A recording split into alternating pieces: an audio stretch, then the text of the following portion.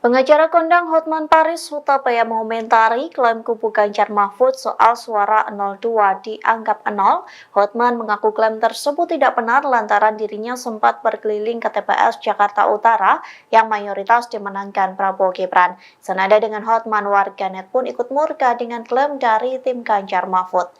Pernyataan tersebut disampaikan Hotman melalui unggahan di akun Instagram pada Kamis 28 Maret.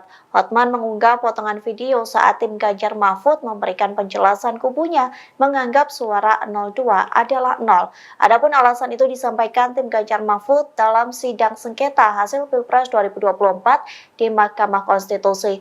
Menurutnya suara 02 dinilai didapat dari pelanggaran asas-asas pemilu. Mendengar hal tersebut, Hotman mengaku sempat berkeliling di TPS yang berada di Jakarta Utara pada 14 Februari sore.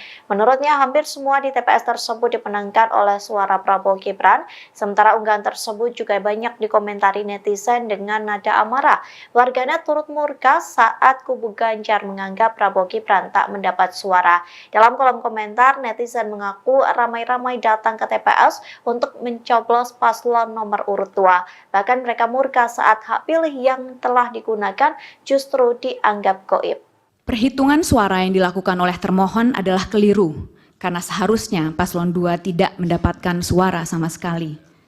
Hal ini dikarenakan suara paslon 2 diperoleh dengan melanggar asas-asas pelaksanaan pemilu sebagaimana diatur dalam pasal 22E ayat 1 Undang-Undang Dasar 1945 serta merusak integritas Pilpres 2024 dengan dua cara. 1. Melakukan pelanggaran yang bersifat TSM, dan kedua, melakukan pelanggaran prosedur pemilu. Download Tribun X sekarang, menghadirkan lokal menjadi Indonesia.